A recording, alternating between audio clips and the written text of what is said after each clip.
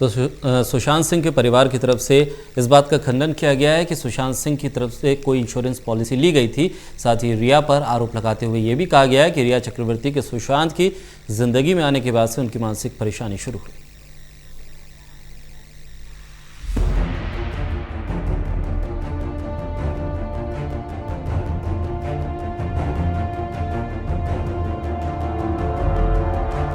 बुधवार को सुशांत की तीनों बहनों ने अपने वकील विकास सिंह से दिल्ली में मुलाकात की और मीडिया में चल रही खबरों को लेकर चिंता जताई। इसके बाद सुशांत के पिता के वकील विकास सिंह ने प्रेस कॉन्फ्रेंस करके बताया कि सुशांत का किसी भी तरह का कोई लाइफ इंश्योरेंस नहीं था।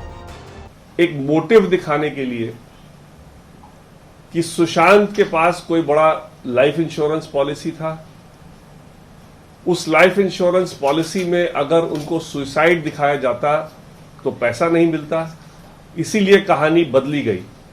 मैं आज सबको बताना चाहता हूं कि सुशांत का कोई लाइफ इंश्योरेंस पॉलिसी नहीं था और यह भी एक एफर्ट है अक्यूज्ड को एक बचाने का।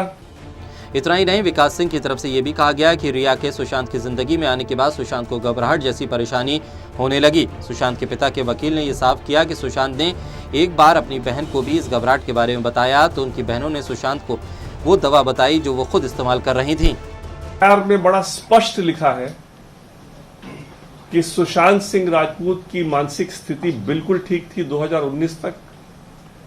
एक आध पहले कोई घटना छोटी मोटी हुई होगी, लेकिन उससे कोई उनके मानसिक स्थिति में कोई फर्क नहीं था।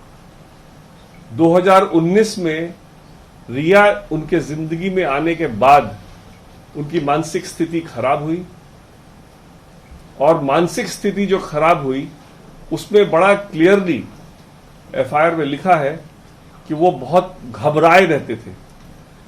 घबराना का मतलब अंग्रेजी में एंग्शियस होता है, एंग्जाइटी होता है। सुशांत के परिवार की तरफ से वकील विकास सिंह ने यह भी साफ किया कि अगर सुशांत के परिवार के बिना परमिशन के कोई सुशांत पर किताब, फिल्म या कोई सीरियल बनाता है तो उस पर कानूनी कार्रवाई की जाएगी।